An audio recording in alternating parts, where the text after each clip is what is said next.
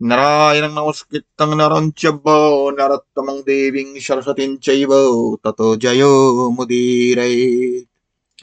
মখাং করতি বাচলং পঙ্গুলং গয়তগিরিং যত কৃপা তমহং বন্দে পরমানন্দ মাধবম। যদা যদা হি ধর্মস্য গ্লানির্ভবতি ভারত অভ্যুত্থানধর্মস্য তদাত্মनं সৃজামহম। পরিত্রাণায় সাধুনাং বিনাশায় চ দুষ্কৃতাম ধর্ম সংস্থাপনার্থয় সম্ভবামি যুগে যুগে। শুধু ভক্তবৃন্দ, আপনাদের সকলকে ধর্ম রোড টু এনলাইটমেন্ট চ্যানেলটিকে স্বাগত জানাচ্ছি। সেই সঙ্গে বিশুদ্ধ সনাতন মন্দির এবং অনন্ত আনন্দময় অনন্ত জীবন দর্শন মন্দিরে স্বাগত জানাই। প্রতিদিনের মতো আজকে আমাদের মন্দিরে গীতা পাঠ, মন্ত্র পাঠ এবং সনাতন সারতত্ত্ব নিয়ে আলোচনা করা হচ্ছে। আজকের আলোচনার বিষয় হলো কিভাবে আমাদের গীতার জ্ঞানকে দৈনন্দিন জীবনে প্রয়োগ করে, বাস্তব জীবনের সমস্যায় গীতার জ্ঞানকে প্রয়োগ করে জীবনে কিভাবে জীবনকে সুন্দর করা যায়, জীবনে সুখী হওয়া যায়, জীবনে সফল হওয়া যায়। জীবন মানেই সেখানে সফলতা এবং ব্যর্থতা দূরে থাকবে, জয় এবং থাকবে, পরাজয় থাকবে, লাভ থাকবে, ক্ষতি থাকবে, সুখ থাকবে, দুঃখ থাকবে।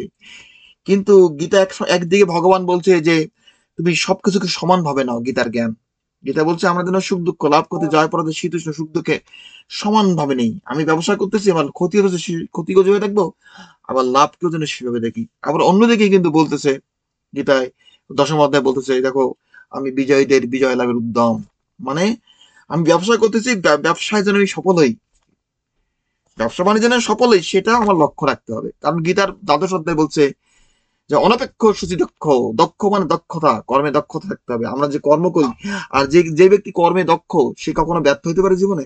সে তার কর্ম করতে গিয়ে ব্যর্থ হবে না। এই জন্য গীতা শাস্ত্র অনেকে বোঝে না। গীতার অনেকের ধারণা যে কেমনে নিষ্কাম কর্ম করি, একজন ছাত্র পড়াশোনা করে সে কি পরীক্ষা ভালো রেজাল্ট করার চেষ্টা করবে না, একজন ব্যবসায়ী ব্যবসা করতেছে সে কি লাভ করে না? গীতা সেটা বুঝায় নাই। গীতা এটা বুঝাইছে যে আমরা যখন জীবনে চলার পথে আমরা যখন কর্ম করি, কর্মের যখন ফল আমাদের অনুকূলে হয়, তখন আমাদের মধ্যে একটা উত্তেজনা, এক্সাইটমেন্ট চলে আসে, আনন্দ আসে, আমি এক্সাইটেড হই, উত্তেজিত হই।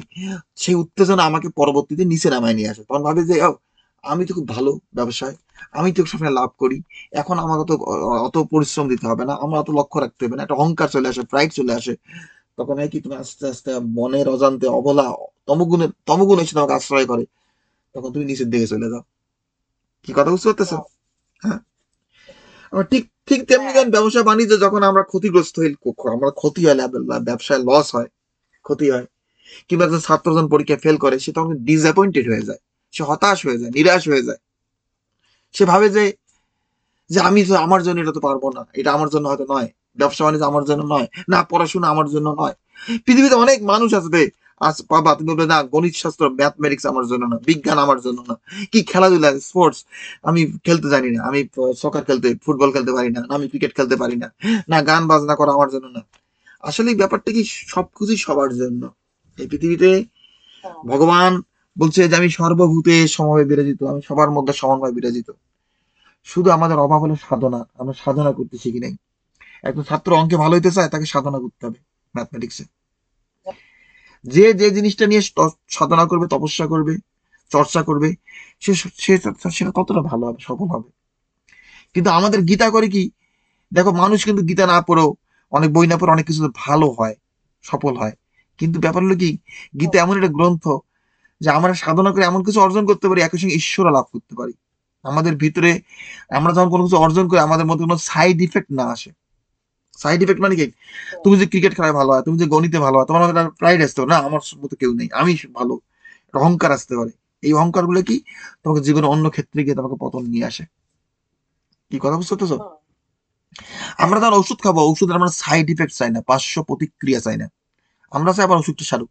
তেমনি আমরা যখন কর্ম করব, আমাদের উদ্দেশ্য হলো আমরা কর্মে সফল হওয়া, কিন্তু আমাদের জন্য যেন পার্শ্ব প্রতিক্রিয়া না আসে। পার্শ্ব প্রতিক্রিয়া কি, উত্তেজনা, একটা অহংকার, একটা কিংবা একটা হতাশা। যখন তুমি ব্যর্থতার মধ্যে হতাশা চলে আসে, আসে কি আসে না জীবনে? জীবনে হতাশা আসে, সবার জীবনে হতাশা আসে, কম বেশি আসে, কারো জীবনে কম, কারো জীবনে বেশি, ডিপেন্ড করে তার পার্সোনালিটির উপর, ব্যক্তিত্বের উপর। কিন্তু ভগবান আমাদের গীতা শাস্ত্র বলে গেছে, আমাদের গীতার জ্ঞান মেনে চলতে পারি, আমাদের আধ্যাত্মিক জীবন, আমরা অনন্ত জীবনের ভিত্তি এমন ভাবে তৈরি করতে পারবো, যে না আমরা জীবনে সাধনা সবকিছুই অর্জন করতে পারবো, আমরা কোনো হতাশাগ্রস্ত হব না।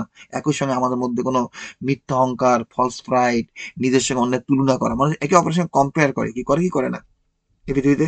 ও করে, আমি এটা হ্যাঁ। পারি, ও এটা পারে না, আমি এটা করতে পারলাম, আমার থেকে বড় কে আছে। যেটা গীতা হ্যাঁ। 16 অধ্যায় বলছে যে নিজেকে বড় মনে না করা, যে নিজেকে বড় মনে করে তার মধ্যে তামসিক ভাব সেটা। এই পৃথিবীতে কেউ কারোর থেকে বড় না ছোট না, আমরা সবাই সমান। তত্ত্ব তো তত্ত্ব তো কি তত্ত্ব তো বুঝো, মানে আমার সমাজ, আমাদের সবার মধ্যে ঈশ্বর আছেন, সবার মধ্যে সেই শক্তি আছে পৃথিবীতে। তুমি যদি ফুটবল খেলা ভালো, আমি ফুটবল খেলা ভালো হতে পারবো, হয়তো আমার একটু, তুমি হয়তো অনেকদিন সাধনা করছো, তুমি খেলছো এই জন্য ভালো, আমিও চর্চা করলে আমিও সেটা পারবো। এখানে কেউ বড় কেউ ছোট না, এখানে কেউ বড় কেউ ছোট, এটা কোনো আমাদের শাস্ত্রের সিদ্ধান্ত নয়। আমাদের শাস্ত্র বলছে যে ঈশ্বর সর্বভূত সময় বিরাজিত, অত প্রতিটা জীবের প্রতি, শুধু মানুষ না, এখানে সর্ব মানুষের সাম্যের কথা বলে নাই, সর্বজীবের সঙ্গে তুলনা করে বলছে যে আমরা কোনো জীবকেই যেন ক্ষুদ্র না ভাবি, কাউকেই ক্ষুদ্র না ভাবি, কাউকে কারোর সঙ্গে নিজেকে তুলনা করে নিজেকে বড় না ভাবি। হ্যাঁ, আমাদের গীতার যে জ্ঞান, আমাদের শাস্ত্রের যে জ্ঞান, মনে রাখবা আমাদের জ্ঞানগুলো প্রয়োগ করতে শিখতে হবে এবং এদের সাধনা করতে হবে।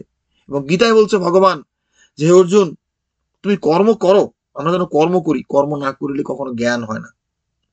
তুমি যদি মনে করো বই পড়তেছো, মানে বই করে বই পড়ে শিখতেছো কিভাবে ব্যবসা বাণিজ্য করতে হবে, তাই না? হ্যাঁ, একটা একটা বিজনেস চালাইতে হ্যাঁ। হবে, সবকিছু শিখলা, কিন্তু কোনোদিন ব্যবসা বাণিজ্যে হাত দিলে না, তোমার ওই জ্ঞানের কোনো মূল্য নাই। তুমি আইন শাস্ত্র হ্যাঁ। নিয়ে বই পড়ছো, পড়াশোনা করছো, অনেক আইন শিখছো বই পড়ে পড়ে, কোনোদিন আইনের চর্চা করো নাই, কোনোদিন লিটিগেশন বলা যায় কোর্টে গিয়া আর্গিউ করা, কেসে, যাদের সামনে যায় বিচারকের সামনে একটা কেসকে হ্যান্ডেল করা তুমি করো নাই, তোমার ওই জ্ঞানের কোনো মূল্য নাই। তুমি ডাক্তারি বিদ্যা নিয়ে হ্যাঁ। পড়াশোনা করছো, তুমি ডাক্তারি মেডিকেল সায়েন্স সম্বন্ধে অনেক কিছু জানছো, কোনোদিন কোনো রোগীর চিকিৎসা করা নাই, কোনো রোগ সারা নাই, তোমার ওই জ্ঞানের কোনো মূল্য নাই বললেই চলে। কারণ জ্ঞানের পরিপক্কতা আসে কর্ম করার মাধ্য দিয়ে। তো জ্ঞানটা আমরা তাই বলে আমাদের পুঁথিগত যে বিদ্যা সেটা যে প্রয়োজন নাই সেটা না, সেটা বললে হবে না, আমাদের প্রয়োজন আছে। একজন ছাত্রকে অবশ্যই মেডিকেল স্কুলে গিয়ে ডাক্তারি পড়াশোনা করে মেডিকেল সায়েন্সে যে জিনিসগুলো আবিষ্কার করা হয়েছে অন্তত জানা মতে গ্রহণযোগ্য সেই জিনিস আয়ত্ত করতে হবে। এই জন্য তারা মেডিকেল মেডিকেল কলেজে দেখো পড়াশোনা করার পরে, ডিগ্রি নেওয়ার পরে তারা এখানে কি বলে ইন্টার্নশিপ বলে না কি জানি বলে আর কি, রেসিডেন্সি বলে আমেরিকাতে, আর বাংলাদেশে মানে ইন্টার্ন বলে, ইন্টার্নশিপ বলে। এদেশে আমেরিকাতে যারা রেসিডেন্সি করে, যারা ডাক্তার হয় আর কি, এখানে মেডিকেল স্কুলে যায় তারা 15 ক্লাস শেষ করার পরে, 15 ক্লাস, আমাদের দেশে 12 ক্লাস শেষ করার পরে মেডিকেল স্কুলে ঢুকতে পারে, এখানে 15 ক্লাস। তো সাধারণত সবাই 16 ক্লাস শেষ করে, মানে ব্যাচেলর ডিগ্রি নিয়ে আমাদের সময় ইন্টারমিডিয়েট পাস করে 12 ক্লাস পাস করে মেডিকেল স্কুলে ভর্তি হতে পারে। আমেরিকা করে কি মিনিমাম 15 গ্রেড। হ্যাঁ, তো সাধারণত মানুষ 16 গ্রেড শেষ করে, 16 গ্রেডে কি ব্যাচেলর ডিগ্রি পায়, ব্যাচেলর ডিগ্রিটা পাওয়ার পরে তারপর তারা মেডিকেল স্কুলে যায়।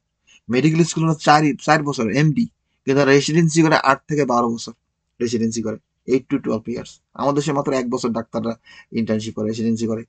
আমেরিকাতে 12 বছর করে, মিনিমাম 8 ইয়ার্স। আমি যতটুকু জানি, আমি জানি না ভুল বলতেছি না, আমি যতটুকু শুনছি জানছি এখানে অত্যন্ত লেন্দি হ্যাঁ। প্রসেস। কেন করে? কারণ সে যেটা বই পড়ে যেটা শিখছে সেটা তখন সে বাস্তব হিসেবে প্রয়োগ করার জন্য শিখতেছে, সে মিলাই দেখতেছে, তাই না? হ্যাঁ, এবং এর হুম। মধ্যে তার হ্যাঁ। জ্ঞানের পরিপক্কতা আসে। হুম। হুম। গীতা হলো কি বাস্তব ধর্ম ও ধর্মী একটা গ্রন্থ। গীতা শাস্ত্র ভগবান হুম। বলছিল অর্জুনকে কুরুক্ষেত্রে যুদ্ধক্ষেত্রের মধ্যখানে গিয়া, কারণ অর্জুনের জন্য যুদ্ধক্ষেত্র ছিল তার কর্মক্ষেত্রে, মানে গীতা শাস্ত্র বলা হয়েছে কর্মক্ষেত্রে।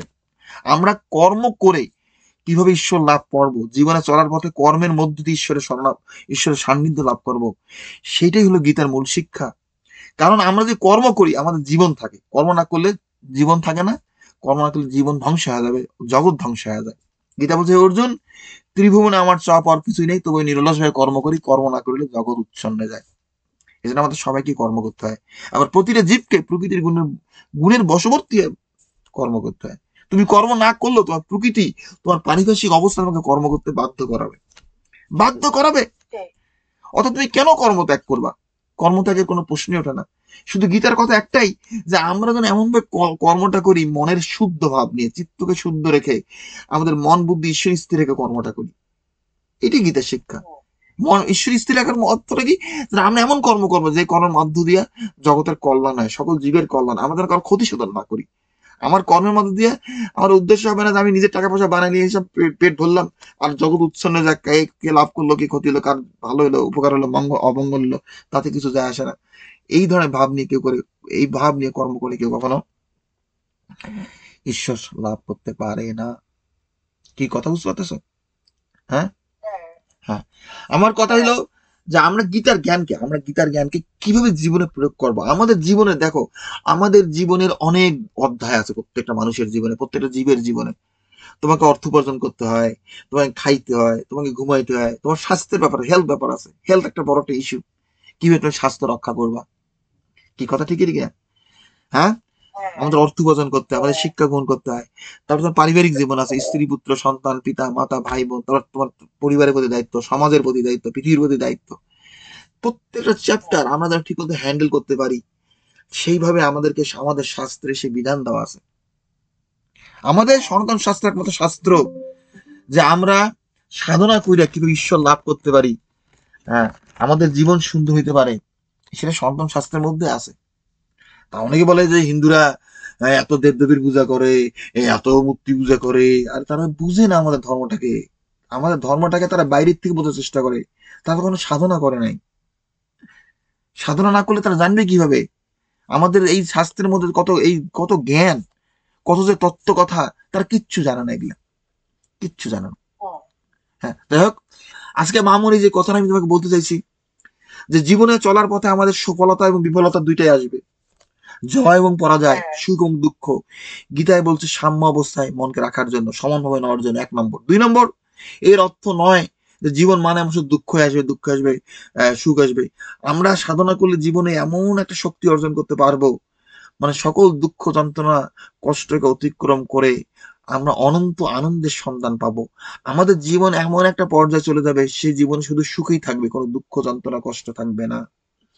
এটাই হলো শাস্ত্রের সিদ্ধান্ত। কিন্তু অনেকেই সেটা বোঝে না। হ্যাঁ, অনেকেই বোঝে না।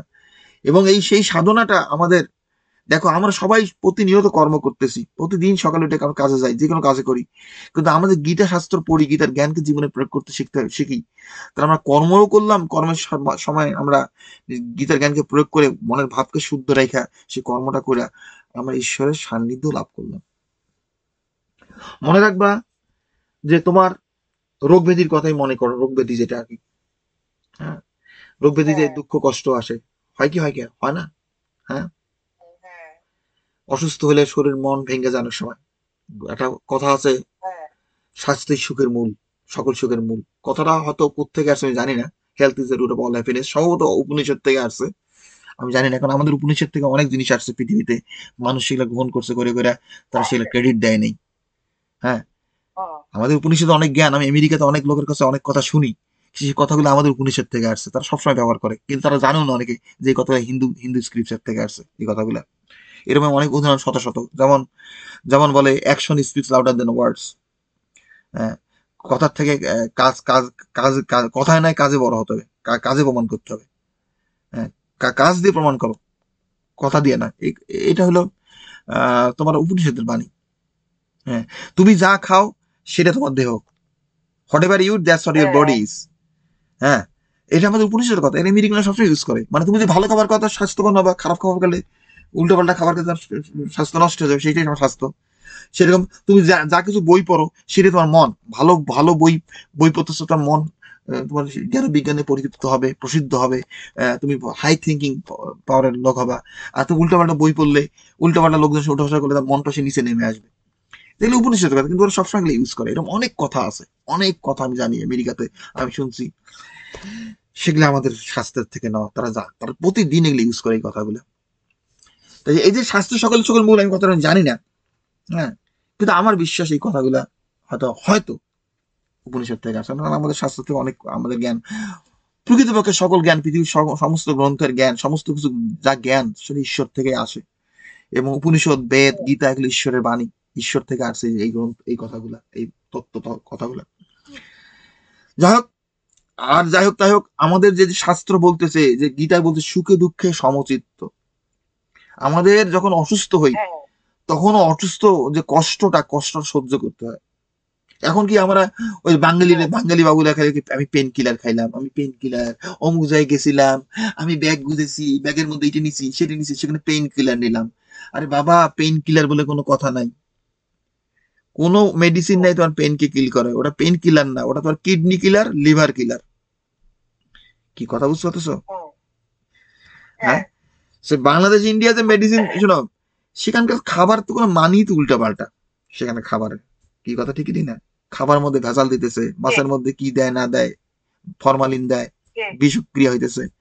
তোমার ওষুধ তোমাকে বানায় খাওয়াই দিয়েছে, আমার স্বাস্থ্য ভালো হবে, তার পাগল নাকি এগুলো? তোমরা ওইসব ওষুধ কিনে খাও বলে, ওগুলো কোনো স্ট্যান্ডার্ডে নেই, কোনো স্ট্যান্ডার্ড নেই। এই জন্য মানুষ এই কিছুগুলো সর্দি হলে ট্যাবলেট খায়, এই জ্বর হলে এটা খায়, এই মাথা ব্যথা হলে এটা খায়, একটু ইয়ে হলে না। আমি তোমাদের ব্যাখ্যা করছি এর আগে যে আমাদের শরীর কোনো ঔষধে কোনো মানে, আমরা যেটাকে ঔষধ বলি, ঔষধ একটা সংস্কৃত শব্দ, যেটা আমাদের যে সেন্সে কথাটা বলি সেটা হলো ড্রাগ, আমেরিকাতে বলে ড্রাগ। কোন ড্রাগে আমাদের ফার্মাসিতে যে যেসব পাওয়া যায়, যেসব ট্যাবলেট ট্যাবলেট যা ইনজেকশন এগুলোকে ড্রাগ বলে। এইসব জিনিস কখনোই তোমাকে সুস্থতা দেয় না, এটা একটা মডার্ন সায়েন্সই বলতেছে, তারা নিজেরাই স্বীকার করতেছে, তাই নিজেরাই স্বীকার করতেছে। তোমার শরীর আরোগ্য লাভ করে নিজের শক্তিতে, নিজের শক্তিতে, নিজের, আমাদের দেহের মধ্যে ইমিউন সিস্টেম আছে, সেই ইমিউন সিস্টেম একটা ক্যাপাসিটি আছে, ক্ষমতা আছে, সেই শক্তির মাধ্যমে তোমার দেহ আরোগ্য লাভ করে। আমি উদাহরণ দিচ্ছি এর আগে, যে মনে করো রাস্তায় গাড়ি চালাচ্ছ, রাস্তার মধ্যে একটা বড় গাছের ডাল ফেলা রাখছে, এখন গাড়িটা সরতে পারতেছে না, কিন্তু কেউ যে ডালটা সরায় দেয়, গাড়িটা চলে গেল, গাড়িটা কিন্তু নিজের শক্তিতে চলতেছে। তা ড্রাগ গুলো করে কি, যে আমাদের আরোগ্য লাভ করার পথে যে বাধাগুলো থাকে, সেই বাধাগুলোকে সরায় দেয়। কিন্তু আরোগ্য লাভ করার যে শক্তি, সে শরীরের মধ্যে থাকতে হবে, সেই শক্তি তোমার মধ্যে না থাকলে পারে তুমি আরোগ্য লাভ করতে পারবা না। গাছের ডাল যদি সরা দেয় রাস্তার থেকে, গাছের ডাল পড়ে আছে, ডাল সরে দেওয়ার পর গাড়ির মধ্যে যদি তেল না থাকে, গাড়ি যদি ফাংশনাল না হয়, সে গাড়ি চলতে পারবে না। চলতে, যত ওষুধ তুমি যত ড্রাগই নাও না কেন, তোমার শরীরের মধ্যে যে শক্তি, ইমিউন সিস্টেম যদি স্ট্রং না হয়, সেই ক্যাপাসিটি না থাকে, তুমি কখনোই আরোগ্য লাভ করবা না।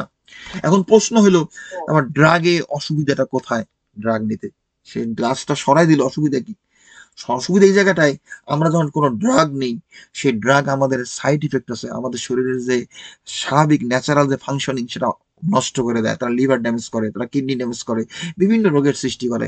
একটা তারা তারা কোনো সিমটমসকে তারা ধ্বংস করার চেষ্টা করে, যেটা কজ অ্যান্ড ইফেক্ট বলে, ইফেক্ট যেটা, আহ, সেটাকে তারা ধ্বংস করার, কজকে, রোগের কারণটা কি, কারণকে তারা ধ্বংস করতে জানে না। এগুলো আমাদের কন্ডিশনটাকে, আমাদের ইমিউন সিস্টেমকে আরো দুর্বল করে দেয়। যারা প্রতিনিয়ত ড্রাগ ইউজ করে, ও মানে ফার্মাসি ডাক্তারের কাছে যে বিভিন্ন ট্যাবলেট ট্যাবলেট খায়, ওই যে পেন কিলার করে না, এখন এখন বাঙালি বাবুরা কত পেন কিলার খায়, পেন, তারা বলে কি কত সুন্দর পেন কিলার, পেন কিলার। দেখো বাঙালিরা ইংরেজিতে কতটুকু, তারা কিন্তু ক্লাস 5 ইংরেজি বলতে গিয়ে পাস করতে পারবে না, কিন্তু পেন কিলার বলে তারা, পেন কিলার মানে কত শিক্ষিত হয়ে গেছে তারা। এগুলো তো ডেঞ্জারাস, এগুলো কখনোই খাবা না, কখনোই না। হ্যাঁ, এগুলো তোমার পেইনকে সাপ্রেস করে, তোমার শরীরকে ড্যামেজ করে দেয়। হুম, গীতায় বলছে যে বিষয়ের সঙ্গে ইন্দ্রিয়ের সংস্পর্শে শীতোষ্ণ সুখ দুঃখ প্রভৃতি অনুভূতির সৃষ্টি হয়।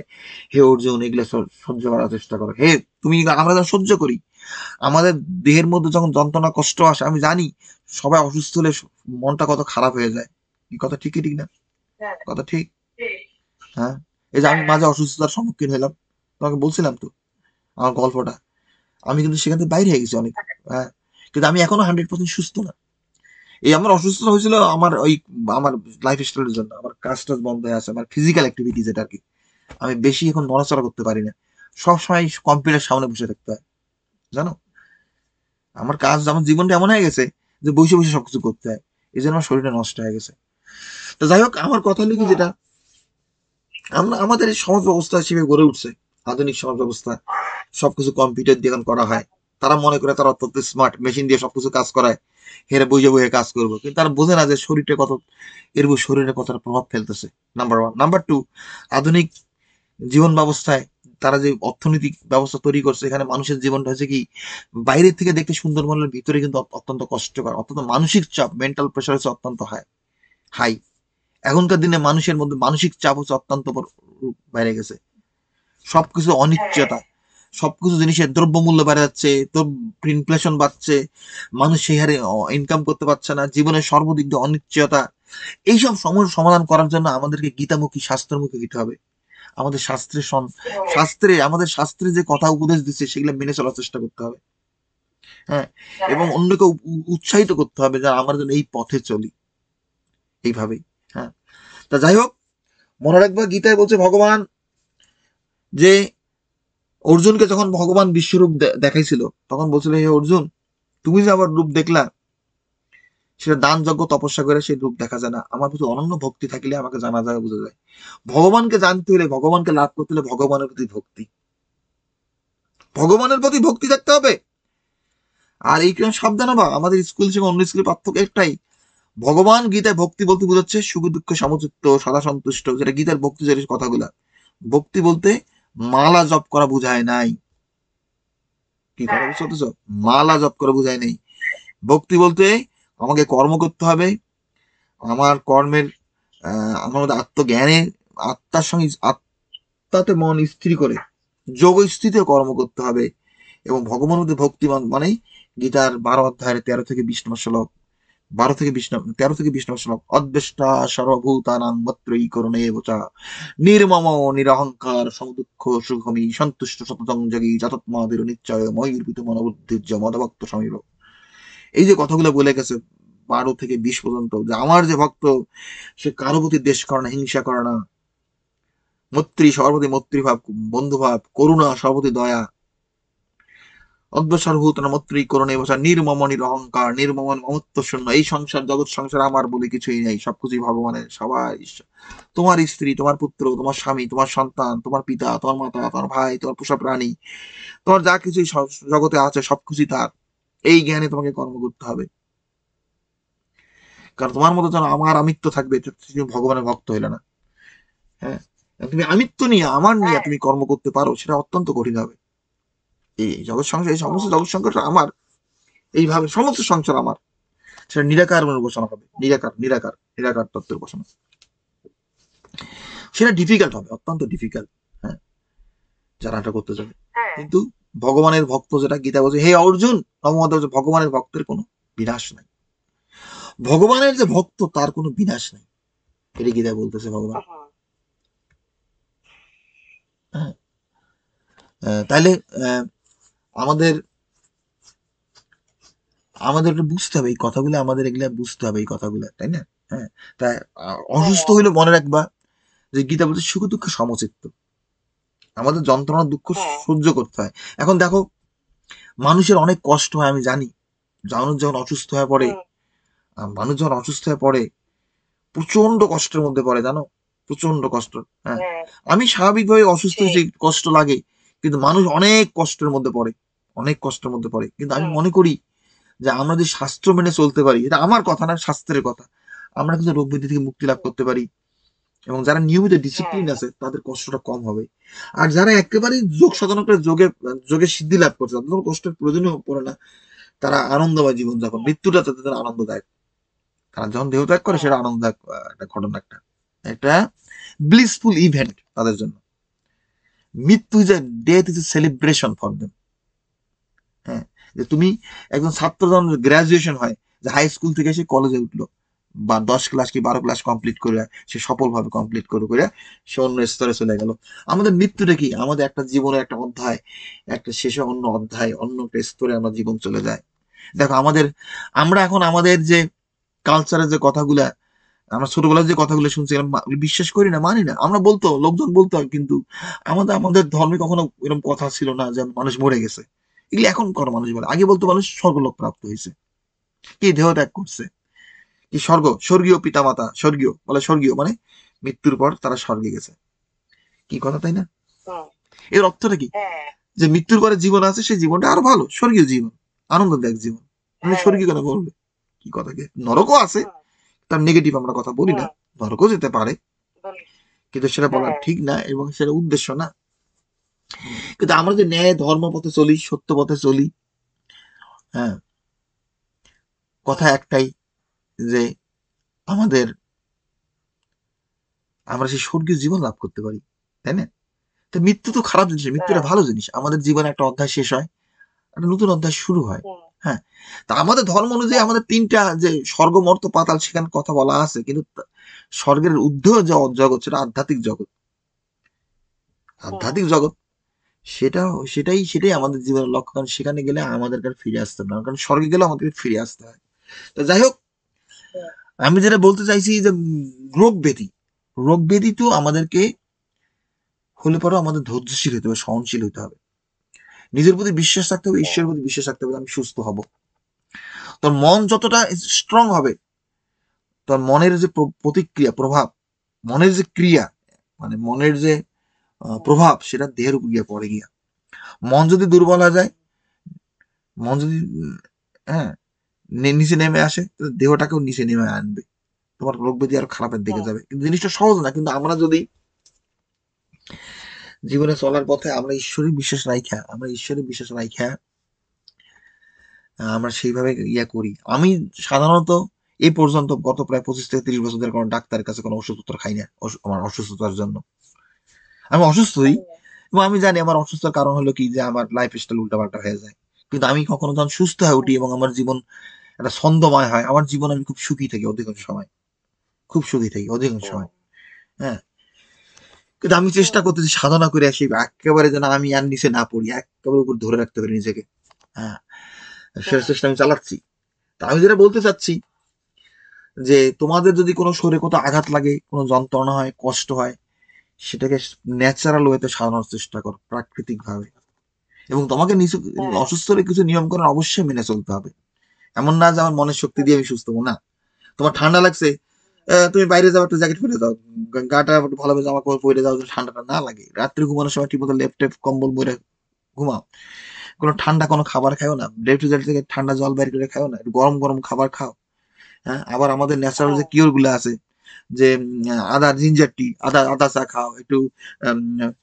তুমি জল গরম করে সেটা একটু পেঁয়াজ দিয়া, একটু আদা দিয়া, একটু তালে রসুন দাও, এটা দারচিনি দাও, এলাচি দাও, আমি যেগুলো করি, জাল দিয়ে সেটা গরম গরম খাই। হ্যাঁ, মানে সেটা ন্যাচারাল ওয়েতে। এগুলোর কোনো সাইড ইফেক্ট নেই, এসব জিনিসের কোনো সাইড ইফেক্ট নেই। হুম।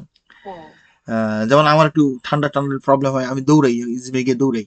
গতকাল আমি দৌড়াইছি প্রায় 8 মাইল বেগে, 8 মাইল বেগে দৌড়াইছি। তো বেশিক্ষণ না 8 মাইল বেগে দৌড়েছি, কিন্তু অন অ্যাভারেজ আমি 7 মাইল বেগে দৌড়েছি, 7 মাইল, 7.5 মাইল বেগে। 8 mile up to 8.1 mile per hour স্পিডে দৌড়েছি। হ্যাঁ, এগুলা ঠান্ডার উপকার করে, এগুলা মেনটেন করার চেষ্টা করতেছি। অসুস্থ হলে তুমি দৌড়তে পারবে না, যখন অসুস্থ থাকে না। এখন সুস্থর দিকে, এখন দৌড়াতে পারি। আজকে জিমে যাইনি, গতকাল গেছি, ভাবছি যে কালকে যাবো। হ্যাঁ, তারপর দেখো মাথাটা ভারী লাগতেছে এখন একটু, ঠান্ডার মানে কপ, আমার তো সাইনাসের প্রবলেম তো। হ্যাঁ, জিনিসটা চলে গেলেও 100% যায়নি। হ্যাঁ, কিন্তু যেটা বলতে চাচ্ছি, যে আমি কিন্তু হুটমুট করে গিয়া ডাক্তারের কাছে ওষুধ নেই না, খাই না। তারা ড্রাগ প্রেসক্রাইব করে, কারণ এগুলো সাইড ইফেক্ট আছে। এবং ভগবান দিলে আমি সুস্থ হয়ে উঠি, এবং সুস্থ হওয়ার পরে আমি যে ন্যাচারাল যে প্রসেস গুলো ফলো করি, এর মধ্যে দিয়ে আমার শরীরে অন্যান্য অঙ্গ শুদ্ধি গুলো হয় অন্যভাবে। যেমন আমি মনে করো এখন জিমে যাচ্ছি ঠিক মতো, আমি এক্সারসাইজ করতেছি, আমার মাসল গুলো বিল্ড করতেছে, আবার শরীরের মধ্যে সে উদ্যম ফিরে আসতেছে, যৌবন তারুণ্য ফিরে আসতেছে, কারণ এক্সারসাইজ গুলো তো আসবেই। হ্যাঁ, তা উপকৃত হচ্ছে। আর আমি যে ওষুধ খেয়ে সারানোর চেষ্টা করতাম, তাই না?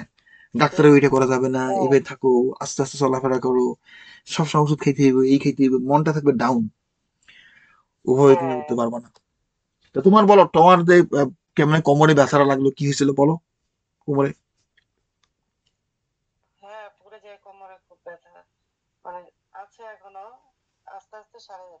হ্যাঁ, আস্তে আস্তে সেরে যাচ্ছে। হ্যাঁ, ভালোর দিকে, তাই না? হ্যাঁ, হ্যাঁ, এইটা হলো উইজডম, মনে রাখবা, যে ব্যথা সারবেই। তুমি, তোমার শরীরে যে একটা অংশ কেটে যায়, সেটাই ঘাটা শুকায় যায়। হ্যাঁ, এই যে আমাদের হাত পা ভেঙে যায়, হাড়াড্ডি ভেঙে যায়, এগুলি কিন্তু হাড়ের যে চিকিৎসা হয়, আগে ইন্ডিয়া, দেখুন ইন্ডিয়া মানুষ ক্যাস্ট দিয়ে না, ক্যাস্ট প্লাস্টার মতো করে দেয় না। হ্যাঁ, হ্যাঁ, এগুলো কিন্তু ওয়েস্টার্নরা কিন্তু আমাদের ইন্ডিয়ার থেকে শিখছে, ইন্ডিয়ান, এগুলো ইন্ডিয়ান সিস্টেম, এগুলা আমাদের ভারতীয় দর্শন বিদ্যা, এগুলা ভারত থেকে আসছে। মডার্ন সার্জারি যেগুলা, সেগুলা ওয়েস্টার্নরা ভারতের থেকে নিছে, ইন্ডিয়ার থেকে নিছে। যে আমরা কাপড় যে পরি, বস্ত্র পরি, সে বস্ত্র ভারত থেকে নেওয়া। এই যে ম্যাথমেটিক্স যেটা, সেটা ভারত থেকে নেওয়া। কেন কথাগুলো বলি? যে আমাদের আধ্যাত্মিকতার আধুনিক সভ্যতার মূল ভিত্তি হলো ভারতীয় দর্শন বিদ্যা, কিন্তু মানুষ ভারতকে আন্ডার এস্টিমেট করে। এই যে হাড়াড্ডি ভেঙে গেলে তখন করতো কি তারা, বাঁশ কাইটে কাইটা, বাঁশের দিয়া প্লেট তৈরি করে লাগাই দিত দিত না হাতের মধ্যে, আমি দেখছি তো, ছোটবেলা দেখছি।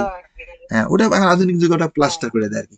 কিন্তু কনসেপ্টটা একটাই, যে তুমি যে জায়গায় হাতটা ভেঙে গেছে, সেই হাতটা যেন নড়াচড়া না করে, রেস্ট দাও সেটাকে। রেস্ট দিলে ওই যে হিলিং যেটা, আরোগ্য যেটা, সে এমনিতে হবে। তোমার শরীরের যে আরোগ্য করার যে ক্ষমতা, সেই আরোগ্য করার ক্ষমতাটা তোমার শরীরের মধ্যেই আছে। এই জন্য তোমার কোনো মেডিসিন, ড্রাগের প্রয়োজন নেই। হ্যাঁ, কোনো ড্রাগ খাইতে হবে না। হাড় ভেঙে গেলে কোনো, তোমার ঠিক মতো খাওয়া দাওয়ার প্রয়োজন আছে। হ্যাঁ, খাওয়া দাওয়া তুমি সুস্থ শরীরও ঠিক মতো খাবা। অসুস্থতা হলে ভালো, সুস্থ শরীরই তো ঠিক মতো খাইতে হয়। কি কথা ঠিকই ঠিক না? কথা ঠিক? কখনোই বলে নাই, কখনোই বলে নাই যে তুমি অসুস্থ হলে ভালো খাও আর সুস্থ হলে তুমি খাও না। দেখো, খাওয়া দাওয়ার কথা বলছি, ঠিক মতো খাওয়া, ঠিক মতো নিদ্রা যাওয়া, ঘুমানো। ঘুমানো হচ্ছে অত্যন্ত গুরুত্বপূর্ণ। এবং তুমি কর্ম করো। গীতা বলছে, হে অর্জুন, দেহ রক্ষা করার জন্য কর্ম করা প্রয়োজন। দেখো, ভগবান গীতা বলে গেছে কত হাজার হাজার বছর আগে। এখন আধুনিক বিজ্ঞানীরা আবিষ্কার বের করছে কি, যে আমাদের চেয়ারে বসে বসে কর্ম করি না, অফিসে গিয়া, এগুলো থেকে হার্ট অ্যাটাক হয়। কারণ ব্লাড প্রেশার বেড়ে যায়, ব্রেনে স্ট্রোক করে, হার্ট অ্যাটাক হয়। এগুলোর থেকে হয়, এগুলোর থেকে হয়। লিথার্জিক লাইফস্টাইল। আমাদের ওই সোফায় বসে বসে টিভি দেখতেছে, বসে বসে টিভি, এখন তো টিভি চ্যানেলের অভাব নাই। আমেরিকাতে আমি টিভি দেখি না, আমার ঘরে কোনো টিভি নেই। হ্যাঁ, ছিল মাঝে কিছুদিন ছিল, আমি তো অনেক ধরে থাকি, মাঝে কয়েকবার ছিল। শত শত চ্যানেল, কত প্রোগ্রাম, তুমি কোনটা দেখবে কোনটা না দেখবে, একেবারে ব্রেন নষ্ট করে দেখলে দাদা। ওই যে মানুষ বসে বসে ওই যে দেখে, টিভি দেখে, চলাফেরা করতেছে না। হ্যাঁ, শরীর নষ্ট। হ্যাঁ, আমরা যেন আমাদের শরীরটাকে কাজে লাগাতে শিখি। এই যে এখন আমেরিকাতে দেখি, আমি নিউ ইয়র্ক শহরে দেখি যে ডেলিভারি জব করে মানুষে। ডেলিভারি জব আগেও ছিল, আমি যখন প্রথমে বেরিয়ে তখনও ডেলিভারি করতো মানুষ। এখন জিনিসটা বাড়ছে। কেন বাড়ছে?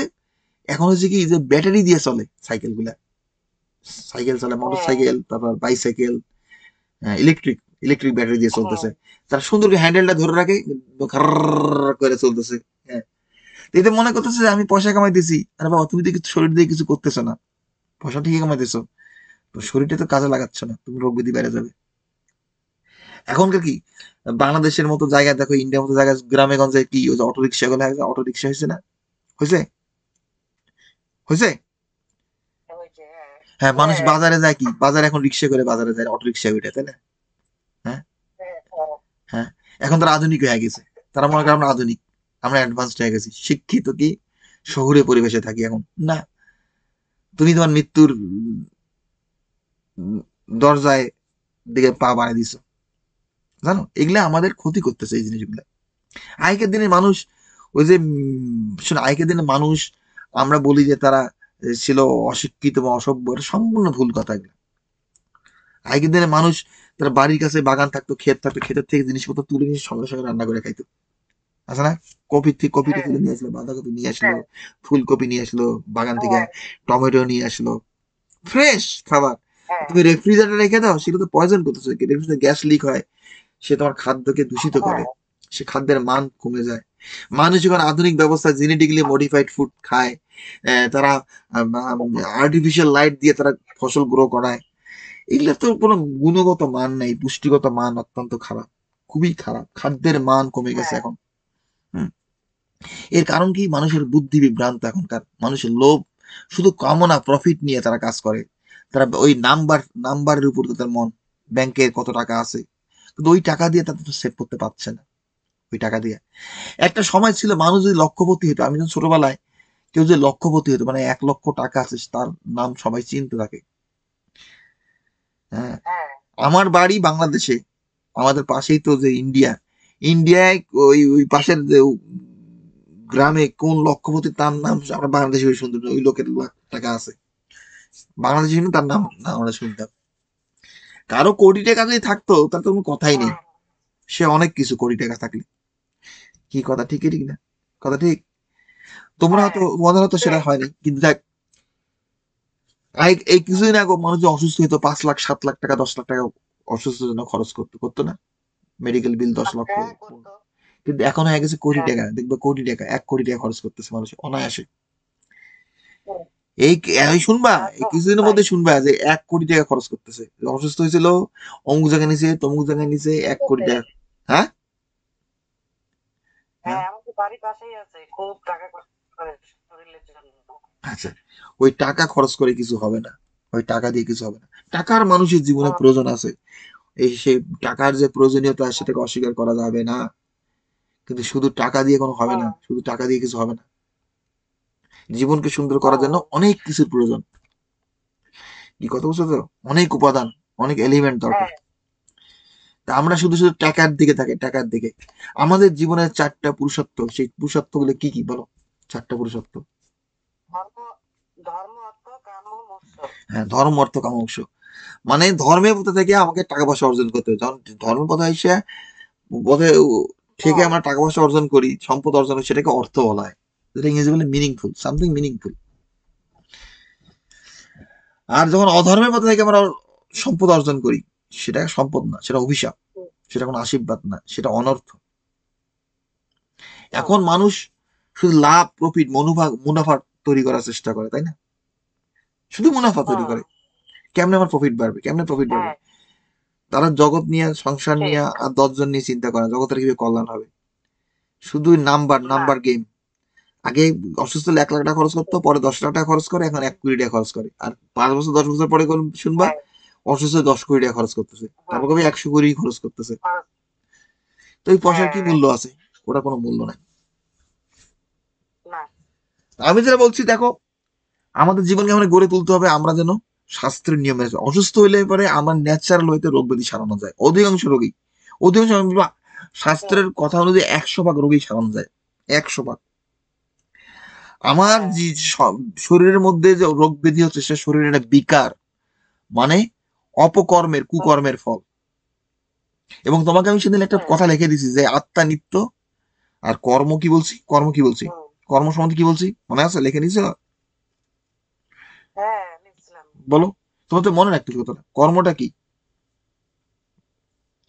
কর্ম জীবনে বেঁচে থাকার জন্য অর্থ উপার্জন করতে হবে হ্যাঁ, আত্মা প্রকৃতির নিত্য, প্রতি থেকে। আত্মা নিত্য, আর কর্ম কি, নিত্য না অনিত্য?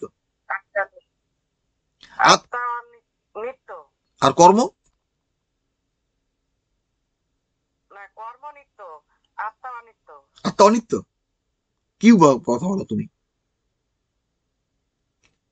নিত্য শব্দের অর্থ বোঝো? নিত্য শব্দের অর্থ বোঝো? না। নিত্য শব্দের অর্থ যা ছিল আছে থাকবে, চিরস্থায়ী, সব আছে সময় থাক। ছিল। হ্যাঁ চিরস্থায়ী। হ্যাঁ, আর অনিত্য মানে যেটা ক্ষণস্থায়ী, যেটা আজকে আছে কালকে নাও থাকতে পারে। তা আত্মা নিত্য না কালকে অনিত্য? নাও থাকতে পারে। আত্মা নিত্য না আত্মা অনিত্য? আত্মা অনিত্য। আত্মা অনিত্য। হুম, দেহটা কি নিত্য? দেহটা, দেহটা তো অনিত্য। তা আত্মা কি? আত্মা নিত্য?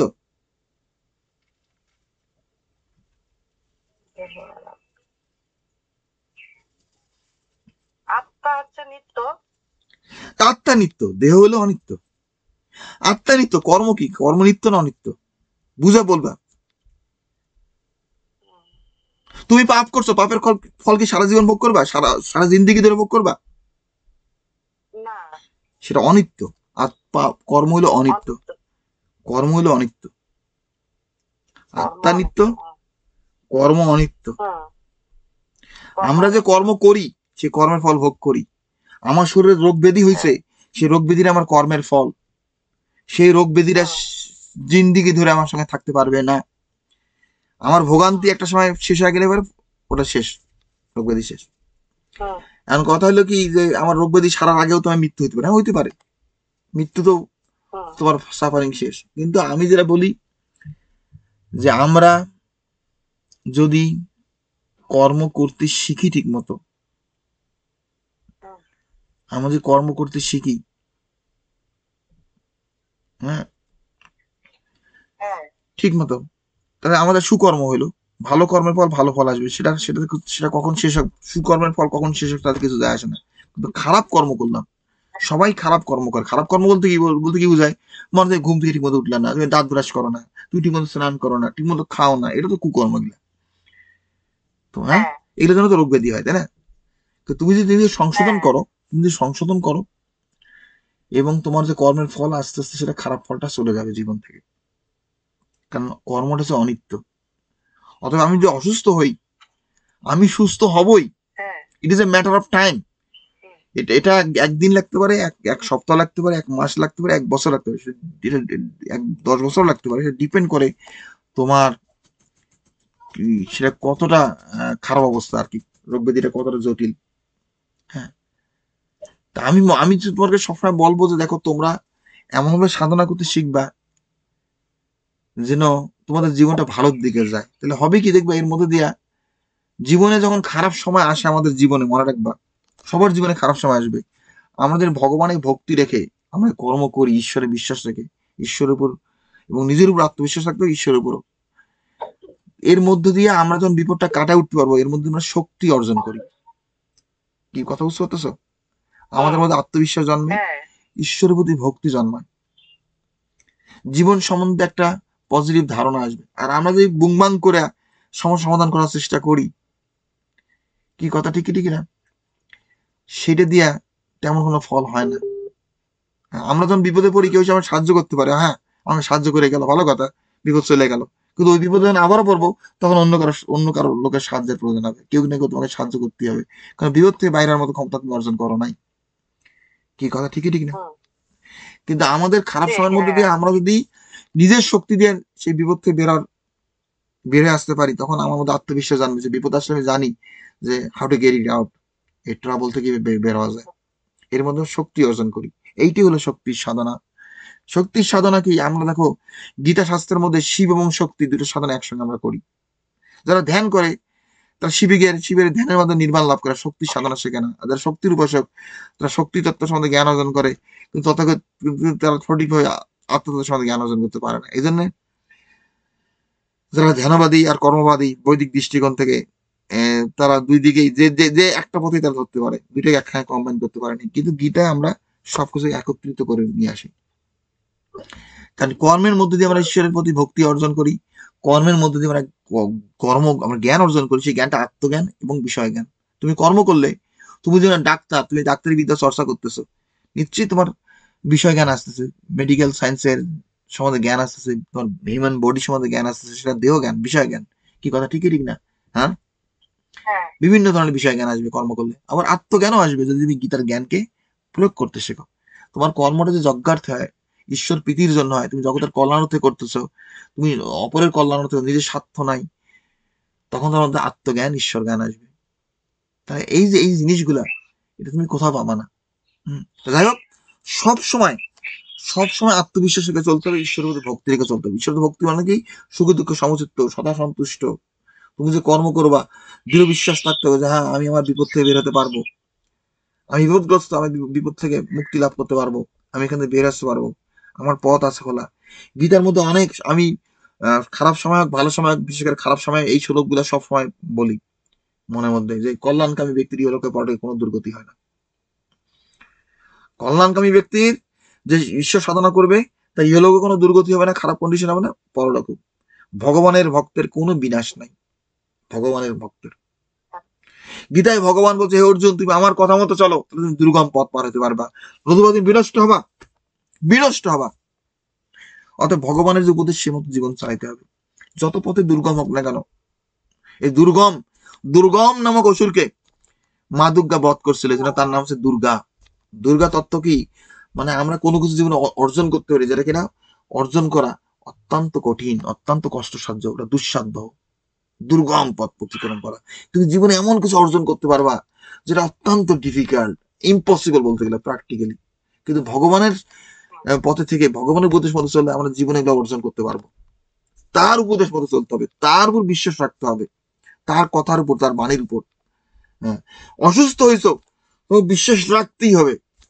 কারণ আমাদের মন যখন দুর্বল হয়ে যাবে, না আমি তো পাচ্ছি না, না আমার ডাক্তার কাছে যাওয়া উচিত, না আমার এটা করা উচিত, না এটা হইতে, এগুলো কোনো সমস্যা। তোমার কোমরে কোমরে ব্যথা পাইছো, ওই ব্যথা ব্যথা কমনি হাইটে হাইটা কি বাসে উঠিয়া তুমি ডাক্তার কাছে যাবে, ওটা আর কন্ডিশন আরো খারাপ করে দিবে বাসের ধাক্কায়। কি কি কথা ঠিকই ঠিক না? হ্যাঁ হ্যাঁ এই যে মানুষ হ্যাঁ অসুস্থ হলে হসপিটালে যায়, এই যে করোনার সময়, আরে বাবা তুমি কোভিডে হসপিটালে গেছা, ধরে নিলাম তুমি কোভিডে তোমার হসপিটালে তোমার অসুখ ভালো করতেছে, কিন্তু ওই নার্স ওই ডাক্তার ওই পাশে পেশেন্টে তো আরেকজন কোভিড ভাইরাস, সেখানে ওর ভাইরাস তোমার শরীরে চলে আসবে। তো আবার আমি হসপিটাল জব মোটেই পছন্দ করি না। হসপিটাল জব, কথা বুঝতে পারছো? তা যাই হোক, হ্যাঁ সব সময় বিশ্বাস রাখতে হবে। আমি এর আগে তোমাকে ব্যাখ্যা করছিলাম ফ্যান্টম পেইন। ফ্যান্টম পেইন কি মনে আছে? ফ্যান্টম পেইনটা হ্যাঁ হ্যাঁ কি বলো তো, ফ্যান্টম পেইনটা কি? ওই যে পায়ের আঙুল কাটে দিলেও যে ব্যথা থাকে হ্যাঁ, আর কি। আঙ্গুল কেটে ফেলছে কিন্তু আঙ্গুল নাই, আঙ্গুলে সে আঙ্গুল আঙ্গুল পুড়ে যেতেছে, আঙ্গুলে ব্যথা। পা কেটে ফেলছে, পায়ের ব্যথা। হ্যাঁ হ্যাঁ, এই যে ইরাকের যুদ্ধে অনেক সৈন্য বোমা বিধ্বস্ত হয়েছে, তাদের শরীর নিচের অংশ ধসে গেছে, যন্ত্রণায় তারা ছটফট করতে থাকতে পারছে না। ডাক্তার ভাবছে কি যে পায়ে যেহেতু ব্যথা, পা তো পা দিয়ে কিছু হবে না, পা যথেষ্ট যন্ত্রণা ভোগ করতে, পাটা কেটে ফেললে তার ব্যথাটা চলে যাবে। পা কেটে ফেলছে, পায়ের আঙ্গুল পুড়ে যাচ্ছে আগুনে, কয় আঙ্গুল আমার পুড়ে যাচ্ছে, আর তোমার তো পায়েই নাই, পায়ের আঙ্গুল আগুনে পুড়তেছে কেন? হুম এটাকে বলে ফ্যান্টম পেইন। তোমার মাইন্ড এই ব্যথাগুলি ক্রিয়েট করতেছে, তোমার বডি, আমাদের সেন্সরি সিস্টেম যেটা, যখন কোনো একটা আমরা আমাদের শরীরে কিন্তু আঘাত লাগে কিংবা কিছু আমরা ব্যাধিগ্রস্ত হই, ক্রমাগত সিগন্যাল পাঠাইতে থাকে। হুম, হুম এজন বাচ্চারা কি করে বায়না ধরে না, আমার খাবার দাও, বিড়ালগুলো কান্দে খাওয়ার জন্য। হ্যাঁ, আছে না? তা এটা আমাদের বডি বলে এই সামথিং ইজ রং, কোনোটা খারাপ, কোনোটা খারাপ। হ্যাঁ, সে কিন্তু ভাবতেছে না খারাপ হোক বা না হোক। আমার বিড়াল যেমন ছেলেকে ব্রাউনি, হ্যাঁ, কোথাও গেলে পরে বাসায় ফিরে আসলে পরে হইচই করা শুরু করে দেয়, খাওয়ার জন্য কান্না শুরু করে দেয়। যখনই আমি বাথরুমের দিকে যাই প্লেট ধরার জন্য, আমি দেখি কি সুন্দর করে ঠান্ডা হয়ে গেছে, শীতল হয়ে গেছে, সে খেলাধুলা করতেছে। এই কিছুক্ষণ আগে সে খাওয়ার জন্য অস্থির কান্নাকাটি করতেছে, ইয়ে করতেছে, লাফালাফি করতেছে। কিন্তু যখনই বুঝে যে আমি তার খাবার দিব, প্লেট ধুতেছি, সে শান্ত হয়ে গেল। জানো, হুম বিড়ালও ট্যাকটিক্স জানে, তারা বায়না ধরে, তারাও তাগাদা দেয়। আমাদের শরীরটা তাগাদা দেয় যে এই, তোর পায়ে কিন্তু আগুন লাগছে, পায়ে কিছু একটা হয়েছে, কিছু একটা করো, কিছু একটা করো, কিছু একটা করো। হ্যাঁ, এই যে ভাবটা, এটা আমাদের শরীরের ভিতর থাইকে যায়, এটা মেকানিজম এটা। হ্যাঁ, তা পা পা কাইটে হুম ফেলছে, পা কাইটে ফেলে বড় বলো যে এই পায়ে কিন্তু আগুন লাগছে, এই পায়ে কিন্তু ইয়ে হয়েছে, বোমা পড়ছে, এই পায়ের জন্য কিছু করো, পায়ের জন্য। পা যে নাই তার কোনো মনেই নেই, ও খালি সিগন্যাল পাঠাইতে থাকে। এটাকে হ্যান্ডেল করতে হুম ব্রেন দ্বারা। ব্রেন বলবে ওকে ওকে, সামথিং ইজ রং, তোমার কিছু প্রবলেম আছে, কোনো অসুবিধা নাই, I will take care of it, cool off. যখন তুমি মস্তিষ্ক ঠান্ডা হয়ে যায়, আমাদের শরীরের যে বিভিন্ন যে অঙ্গ প্রত্যঙ্গ আছে সেখানে ব্যথা যন্ত্রণা, সেটা কি একটা মেটেরিয়াল, এটা একটা ইনার্ট সাবস্টেন্স, এটা মৃত, ওর কোনো প্রাণ নাই, মৃত বস্তু ওগুলা শরীরের মধ্যে আছে। আমাদের ব্রেন করে কি রিওয়্যার করে, রিকানেকশন করে বিভিন্ন অংশে, তো নতুন সিগন্যাল পাঠাইয়া অন্য অঙ্গ প্রত্যঙ্গকে তুমি এভাবে কাজ করো। হ্যাঁ, ওই যে আগের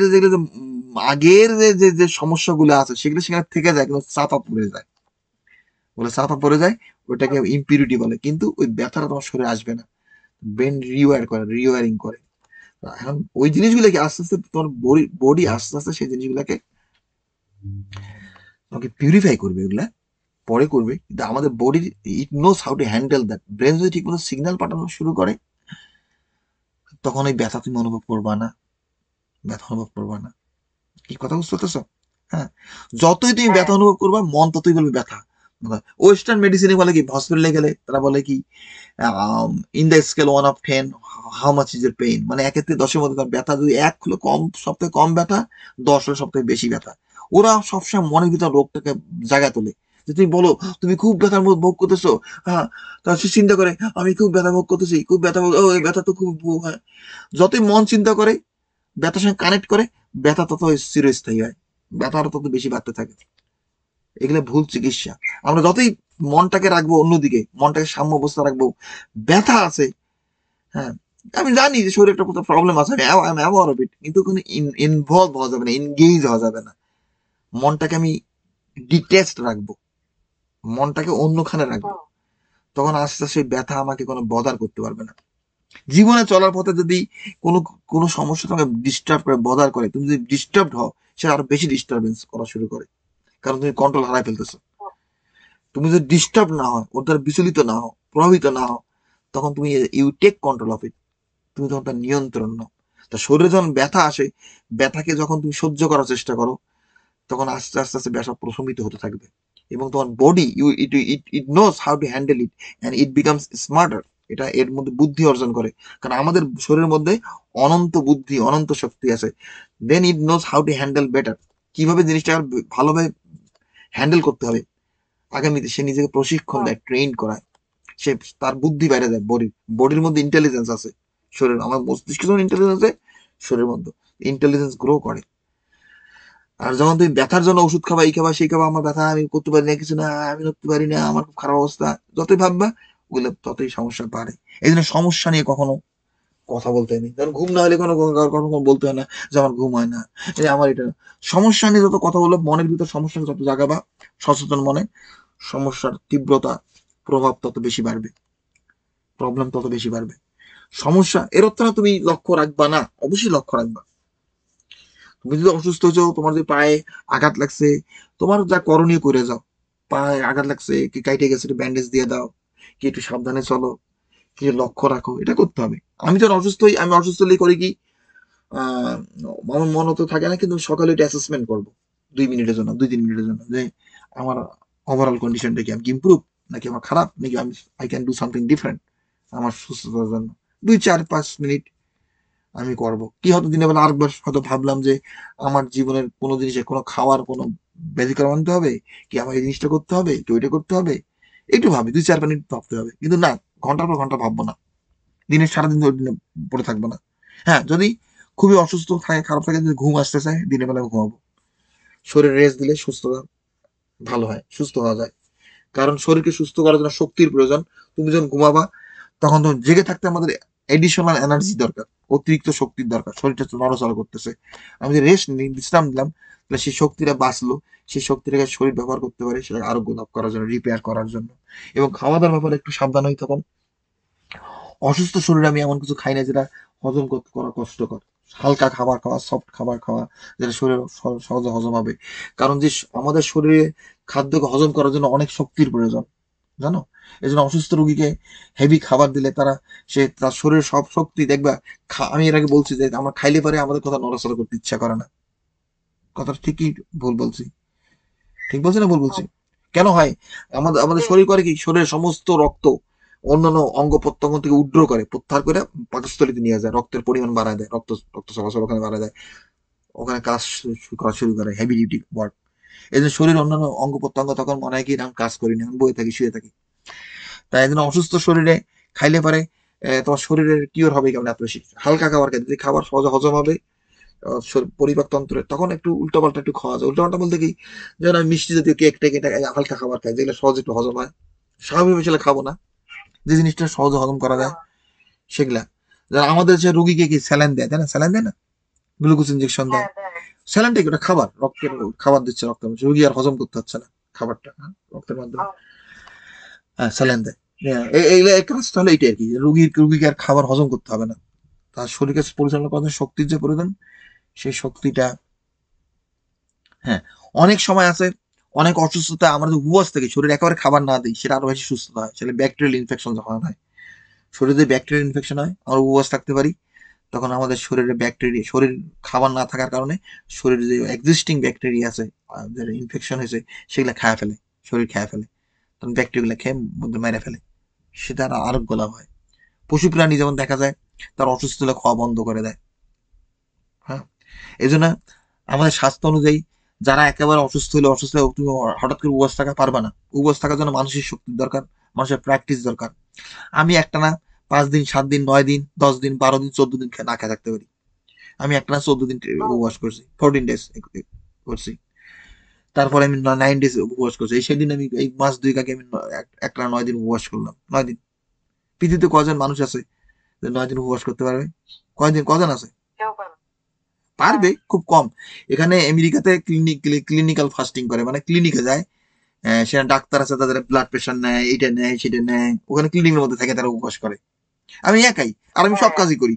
আমি যেন উপবাস থেকে অধিকাংশ কাজই আমি করি, আমি জিমে যাই, আমি এর আগে উপবাস থাকছি, আমি জিমে গেছি, আমি ওয়েট লিফট করছি, আমি আমি সনার রুমে পর্যন্ত গেছি, আমি স্টিম রুমে গেছি, আমি গাড়ি চালাইছি, আমি অন্যান্য কাজ করছি। ও কাজের পরিমাণটা ইন্টেন্সিটি কমায় দেই, অত তীব্রভাবে করি না, কাজ করি, হাঁটাহাঁটি করি, স্বাভাবিক কর্ম করি। হুম আহ, হ্যাঁ, কিন্তু আমি বলবো এটাই যে উপবাস থাকা, যেটা উপবাস থাকা ভগবান দিলে পারে, আমি আরো উপবাস থাকবো। আমার প্ল্যান আছে। আমার এখন ইদানিং একটু সমস্যা আছে, একটু ঘুমের সমস্যা, কারণ ঘুমটা আমি দিনে ঘুমানোর পরে রাত্রে ঘুমটা নষ্ট হয়ে গেছে, এবং আমার পশু প্রাণী আমাকে ডিস্টার্ব করে, বাইরের থেকে ওয়াইল্ড অ্যানিমেল আমার বাসায় আসে। হ্যাঁ, বাসার ভিতরে আসে। হুম, এই যে বেডে আছে, বেডে চলে এসে পছন্দ, এই যেমন বিড়াল গুলো আছে, বিড়াল গুলো তারা বাইরে যায়, ঘরে ঢোকে। এই জন্য দরজার মধ্যে দরজা করা হয়েছে, ছোট্ট দরজা করা হয়েছে যেন বিড়াল যাতায়াত করতে পারে। এই কারণে এই সুযোগে অন্যান্য প্রাণী আসে বিড়ালের ছোট্ট দরজা দিয়া। এটা আমাকে উৎপাত করতেছে, এই জন্য ঘুমের ডিস্টার্ব করে তারা। কিন্তু আমি তো কোনো প্রাণীর প্রতি আঘাত করি না, আমি প্রাণীকে ভালোবাসি, ওদের খাবার দিই, ওরা আসে, ওদের খাবার দেই। হ্যাঁ, কোনো দিন রাত্রে 20টার মতো রেকুন আসতো, 20টা প্রাণী এসে খাইতো সারা রাত্রি হুম, ধরে। কিন্তু আমি যদি ঘুম আমার ঠিক মতো চলে আসে, তখন কোনো অসুবিধা হয় না। এরা যদি কোনো উৎপাত না করে, খায় চলে গেলে কোনো অসুবিধা নেই। কিন্তু কথাগুলো কেন বলি, যে আমাদেরকে জীবনকে চালানোর জন্য আমাদেরকে শক্তি সাধনা করতে হবে। আমরা যত ধৈর্যশীল হবো, সহনশীল হব, আমাদের শক্তি শরীরে মনের তত বেশি বাড়বে, এবং আমরা জীবনে তত বাধা বিপত্তি অতিক্রম করতে পারবো। হ্যাঁ, মনে রাখবে, এই সৃষ্টি প্রপঞ্চে 50 ভাগ জিনিসই হলে ভালো, 50 ভাগ জিনিস হলো খারাপ। কি কথা বলছো? 50 ভাগ সুখ, 50 ভাগ দুঃখ। এই অনিত্য জগতে, জড়জাগতিক যে সুখ আর দুঃখ, 50 ভাগ সুখ, 50 ভাগ দুঃখ। কিন্তু আমরা যদি দুঃখটাকে নিজে নিজে ইচ্ছায় বেছে নিই, এখন ছাত্র যখন পড়াশোনা করে, পড়াশোনা করতে কষ্ট, পরীক্ষা ভালো রেজাল্ট করলে সে সুখ পায়। একজন ছাত্র যে যে পরীক্ষা দেয় না, যে স্কুল কামাই দেয়, সে সুখ ভোগ করে, পরীক্ষা রেজাল্ট পেলে সে দুঃখ ভোগ করে। কি কথা ঠিক, ঠিক না? কথা ঠিক। ঠিক। এখন কোন কোন সুখটাকে বেছে নিবে, কোন দুঃখটাকে বেছে নিবা? জিমে যাইতে এক্সারসাইজ করতে কষ্ট লাগে, জিমে যাইতে কষ্ট, আমি বলি অনেকে এক্সারসাইজ করতে পারে না। হ্যাঁ, এক্সারসাইজ করা তো কষ্ট করে জিনিস তো, যে ওয়েট লিফট করা, ওয়েট লিফট করা, ল্যাকটিক অ্যাসিড বার্ন করে, মাসল সোরায়, ব্যথা লাগে। হ্যাঁ, কিন্তু ওর পরে তার রেজাল্টটা কি? ভালো স্বাস্থ্য, সুস্বাস্থ্য, তখন এনজয় করা যায় স্বাস্থ্যটাকে, হুম, হেলথটাকে। তখন বেছে নিতে হবে জীবনে চলার পথে, যে আমি এই দুঃখ, আমার জীবনে 50 ভাগ দুঃখ, 50 ভাগ সুখ, কিন্তু আমি বেছে নিতে পারি, আমি এই দুঃখটা আমি নিলাম, এরপরে আমার সুখটা আসবে। আমি যদি সুখটাকে বেছে নিই, পরে দুঃখটা আসবে। আমি যদি পড়াশোনা না করি, আমার দুঃখ আসবে। পড়াশোনা না করার সুখটা পেলাম।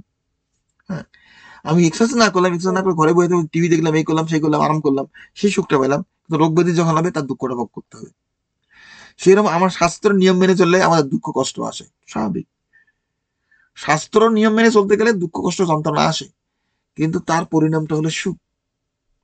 হ্যাঁ, যেটা গীতায় বলছে, যে জিনিসটা প্রথমে বিষের মতো, পরিণাম আনন্দিক, সেটা হলো সাত্বিক সুখ। কথা তাই না? হ্যাঁ, হ্যাঁ, সেরকম রোগ ব্যাধি হলো, আমার রোগ ব্যাধির দুঃখ কষ্ট যন্ত্রণা আমি ভোগ করলাম, ভোগ করে সে কষ্টটা ভোগ করলে পরে কিন্তু আমার শরীরটা যখন সুস্থ হবে, একটা শক্তি অর্জন করে শরীরটা, আমি ভালো সুস্বাস্থ্য অধিকারী হবো। সেই সুখটাকে নিয়ে বেছে নাও, এই দুঃখটাকে বেছে নাও, দুঃখ যন্ত্রণা কষ্ট। তুমি ডাক্তারের কাছে আবার ড্রাগ নিবা, মেডিসিন দিবে তারা, সেটা গেলে তার সাময়িকভাবে যন্ত্রণা থেকে নিবৃত্তি, তুমি এত সুখ ভোগ করলা, তার পরিণাম হলো দুঃখ। ওরা যেটাকে বলে পেইন কিলার, আমি বলে কি লিভার কিলার, কিডনি কিলার, হার্ট কিলার। হ্যাঁ, তো যাই হোক, আজকের আলোচনা, মামনি, তুমি সুস্থের দিকে যাচ্ছ, হ্যাঁ, তুমি সুস্থ হবাই, ভগবানের উপর বিশ্বাস রাখবা। এই গীতার এই শ্লোকগুলো মনে রাখবা যখন অসুস্থ বোধ করো। গীতা ভগবান বলছে, আমি আমি প্রাণীর দেহে থাকিয়া চব্য লেজ্জ প্রিয় সকল কপর খাদ্য পরিপাক করে থাকি। ৫৪ অধ্যায় বলছে, মানে ভগবানই সে সবকিছু পরিচালনা করছে দেহের ভিতর, সেই বাস করতেছে, তার তুমি শরণাপন্ন, ভয়ের কোনো কারণ নাই। কি কথা বুঝতে পারতেছ? হুম, ভগবানের ভক্তের হ্যাঁ, কোনো বিনাশ নাই। এই শ্লোকগুলো লিখে রাখবা, এই শ্লোকগুলো লিখে রাখবা খাতায়, মনের ভিতর সবসময় আড়াবা। কল্যাণকামী ব্যক্তির ইহলোকে পরলোকে কোনো দুর্গতি হয় না। হুম, ভগবানের উপদেশ মতো চলো, তুমি দুর্গম পথ পার হইতে পারবা, নতুবা তুমি বিনষ্ট হবা। হুম, আমরা যেন ভগবানের উপদেশ মতো চলি। তো ঠিক আছে, আজকের আলোচনা এখানে শেষ করতেছি। হ্যাঁ, গীতার জ্ঞান মেনে চলবা, গীতার জ্ঞান মেনে চললে জীবন সুন্দর হবে আস্তে আস্তে, এই ব্যাপারে কোনো সন্দেহ নাই। হ্যাঁ, তুমি এটা কাজ করো, তুমি এটা কাজ করো, গীতার গীতার গুজ্জরাম পড়ো, গীতার গুজ্জরাম পড়ে এখানে আমরা আলোচনা শেষ করতেছি। বলো, গঙ্গা গীতা চ সাবিত্রী সীতা সত্তা পতিব্রতা ব্রহ্মবলী ব্রহ্মবিদ্যা ত্রিসন্ধ মুক্তিজ্ঞানী অর্ধমাত্র চিতানন্দ পাবগ্নি ভ্রান্তি নাশিনী বেদত্রী পণন্ত জ্ঞান মঞ্জুরি তত্ত্বানি জপি নিত্যং অনুচ্ছল মানসম জ্ঞানী সিদ্ধি জপি নিত্যং তথান্তে পরম জয় গীতা জয় গীতা বিশুদ্ধ সনাতন মন্দিরের জয় হোক বিশুদ্ধ জীবন দর্শন হ্যাঁ ধর্মের ধর্মের জয় বদমাশতন্ত্র নিপাত যাক বদমাশতন্ত্র নিপাত যাক ধোঁকাবাজতন্ত্র নিপাত যাক ধোঁকাবাজতন্ত্র নিপাত যাক ধোঁকাবাজতন্ত্র নিপাত যাক ধর্মের যাক ধর্মের যাক গীতা গীতা গীতা